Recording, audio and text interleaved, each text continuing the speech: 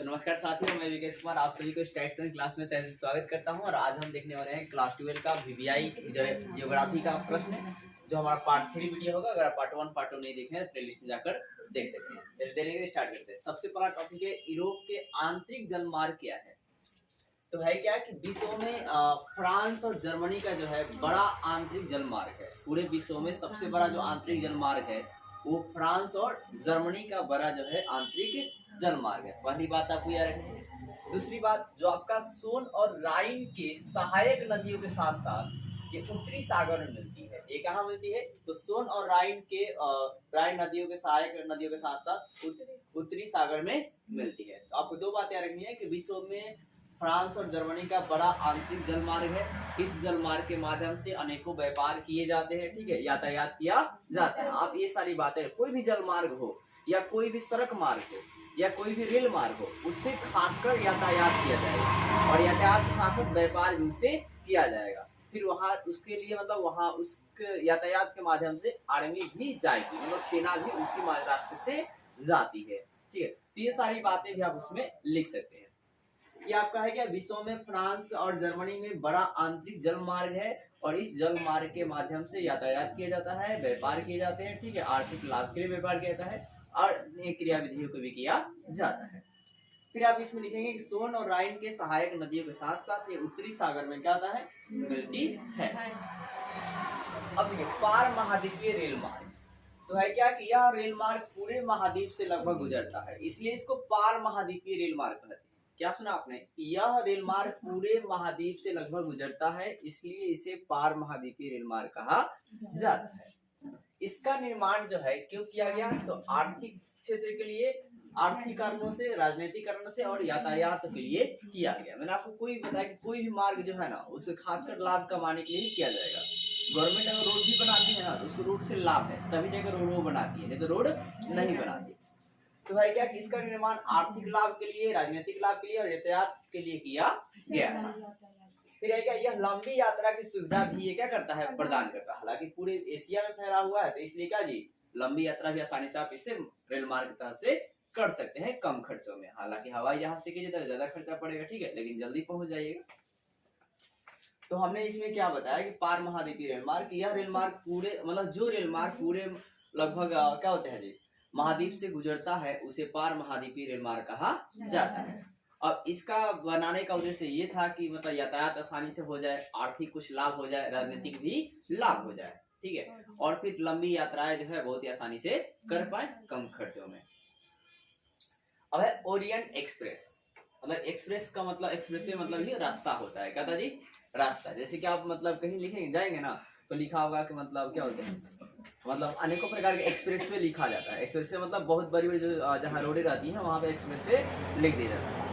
तो देखिए यह लाइन पेरिस से स्ट्रासबर्ग, म्यूनिक और वियना और बुडापेस्ट, बेलग्रेड से होते हुए इस्तांबुल तक जाती है। मतलब ये जो लाइन है वो पेरिस से कहाँ जी, Strasbourg, Munich, Vienna, Budapest, Belgrade से होते हुए इस्तांबुल तक जाती है। कहाँ पे जाती है? यह लाइन पेरिस से स्ट्रासबर्ग जाएगी और स्ट्रासबर्ग से म्यूनिक, म्यूनिक से वियना, वियना से बुडापेस्ट जाएगी और फिर बुडापेस्ट बेलग्रेड से होते हुए कहाँ जाएगी, इस्तांबुल तक जाती है। फिर लंदन से जब इस्तांबुल जाती है तो कितना घंटा का समय लगता है? 10 घंटा का मात्र समय जो है लगता है। अब यहाँ देखिए बाह्य श्रुति किसे कहा जाएगा, आउटसोर्सिंग किसे कहा जाएगा। तो देखिए है क्या कि किसी विकसित देशों की कंपनियों के द्वारा, विकसित देश समझते हैं ना, जो हर चीज में आगे है, जैसे कि आप जापान को बोल सकते हैं, ठीक है। तो क्या विकसित देशों कंपनियों के द्वारा विकासशील देश में, मतलब जो देश अभी आगे आहिस्ते आहिस्ते बढ़ रहा है, ठीक है। तो विकसित देश मतलब जो बहुत ज्यादा आगे बढ़ चुका है, विकासशील देश मतलब अभी आगे बढ़ रहा है। तो है क्या, विकसित देशों की कंपनियां द्वारा विकासशील देशों में सस्ती दरों पर, क्या जी, सस्ती दरों पर वस्तुओं का उत्पादन, वस्तु का जी उत्पादन करती है और उसे ही बाह्य स्रोत उत्पादन कहलाता है। वो क्या कहलाता है जी, बाह्य स्रोत उत्पादन कहलाता है और यह प्रक्रिया बाह्य स्रोतीकरण कहलाती है, आउटसोर्सिंग कहलाती है। क्योंकि देखिए जो विकसित देश है तो वहां पर जो बहुत आगे देश बच गया है तो वहां पर जो मजदूर हैं वो कम सस्ते में नहीं मिल पाएंगे, ठीक है। तो इसलिए विकसित देश वाले जो कंपनी होती है वो सोचते हैं क्या कि इसको विकासशील देश में सेटल कर देंगे हम अपने कंपनी को, तो वहाँ पर कम पैसा में क्या मिल जाएंगे, मजदूर मिल जाएंगे, श्रमिक मिल जाएंगे, ठीक है, फिर मशीनों का भी खर्चा उतना कम आएगा, जिससे उत्पादन क्या होगा, कम मतलब मजदूरों को हम लोग मजदूर वहाँ पे कम ही मिल जाएंगे, तो उत्पादन हम क्या करेंगे, कम पैसे में उत्पादन ज्यादा हो जाएगा, और फिर उस उत्पादन को ट्रांसपोर्ट के जरिए हम अपने इलाके में लेकर आ जाएंगे, जिसको आउटसोर्सिंग कहते हैं। अब देखिए मुक्त व्यापार, तो मुक्त व्यापार की नीति को 1991 में लाया गया। कब लाया गया, 1991। और इस नीति को इसलिए लाया गया आर्थिक विकास के लिए। किसके लिए लाया गया जी, आर्थिक विकास के लिए लाया गया था, ठीक है।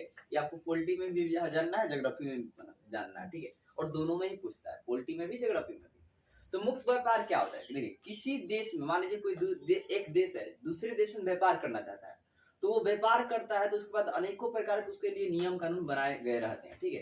तो उस नियम कानून में थोड़ा सा ढील दे दिया जाता है, ठीक है, कुछ प्रतिबंधों को हटा दिया जाता है, उसी को हम लोग मुक्त व्यापार नीति कहा जाता है। तो हमने क्या लिखा है कि किसी देश में व्यापार के नियमों में थोड़ा छूट दे देना, क्या कर देना, छूट दे देना, रुकावट कम कर देना, मुक्त व्यापार कहलाता है।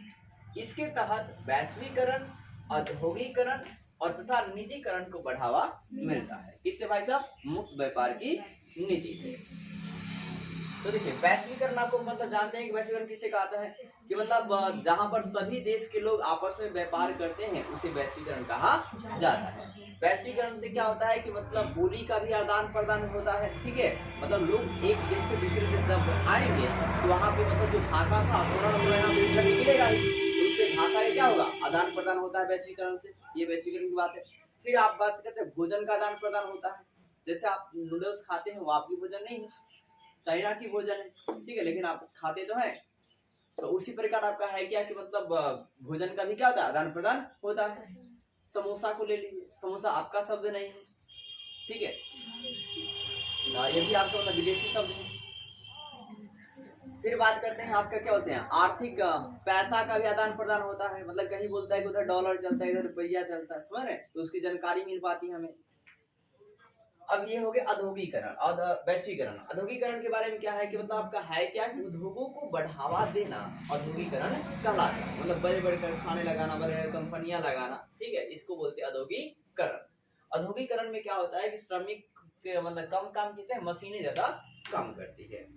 और लेकिन यहाँ पर औद्योगिकरण से क्या होता है कि जो मतलब हायर लोग हैं उनको लाभ तो हो जाती है, लेकिन जो मजदूर लोग होते हैं उनको थोड़ा मतलब क्या दिक्कत होने लगती है, क्योंकि यहाँ पर होता ये है कि मतलब जो काम हाथ से होता था वो काम मशीनें करने लगती है, और वैसे में मतलब 100 मजदूरों का काम एक मशीन ही अकेले कर देती है, तो वहाँ पर 99 जो मजदूर था उसकी नौकरी क्या हो जाती है, चली जाती है। तो ये श्रमिक लोगों पर मतलब ज्यादातर प्रभाव पड़ता है।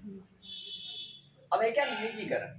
निजीकरण का मतलब होता है प्राइवेटाइजेशन, मतलब प्राइवेट कर दीजिए, किसी भी चीज को प्राइवेट कर दिए उसको कहते हैं निजीकरण, ठीक है। जैसे आपने सुना होगा हाल ही में मतलब क्या कि रेलवे को सरकार ने आधा उसको प्राइवेट कर दिया, ठीक है, और सरकारी कर दिया अलग। फिर आपको मार्चेंट ने भी तो मतलब पूरी तरह से प्राइवेट है मान के चलिए, जो आपका एमआर है मार्चेंट ने, ठीक है, वो पूरी तरह से क्या जी तो मतलब प्राइवेट है, प्राइवेट लोगों को हाथ में रहती है, इसलिए वो डिमांड भी करते हैं।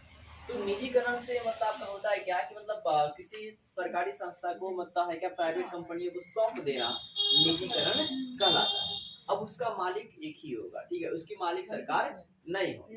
विशेष मामलों में सरकार जो है थोड़ा बहुत हस्तक्षेप जो है कर सकती है, लेकिन निजीकरण से क्या होता है कि यहाँ भी गरीबों पर बहुत ज्यादा प्रभाव जो है पड़ता है, नौकरियां कम होने लगती है, ठीक है, मतलब रोजगार भी आपके कम होने लगते हैं, सरकारी नौकरियां जो है वो आपके कम होते जाएंगे।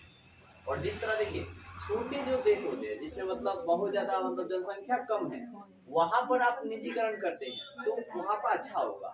लेकिन कोई बहुत बड़ा देश है और वहां पर हर चीज को आप निजीकरण जाएंगे करते चले जाएंगे तो वहां पर दिक्कतें और समस्या जो आनी चालू हो जाएगी। जैसे भारत बहुत बड़ा देश है तो यहाँ पर पूरी तरह से प्राइवेट करना मतलब क्या बोलते हैं पूरी तरह से मतलब आतंकवाद को चाहे नक्सलवाद को बढ़ावा देना, कि जो लोग रोजगार नहीं मिलेगा, लोग पढ़े लिखेंगे अच्छे से मतलब ध्यान देंगे और उन्हीं के साथ मतलब गलत होगा तो वही लोग जो है मतलब एक डेंजर क्वालिटी के मतलब आतंकवाद या नक्सलवाद बनते हैं। जैसे कि उसामा बिन लादेन, अब इसके बारे में पढ़ेंगे मतलब देखेंगे इस बंदे ने मतलब बहुत सारी डिग्रियों को हासिल करके रखा है।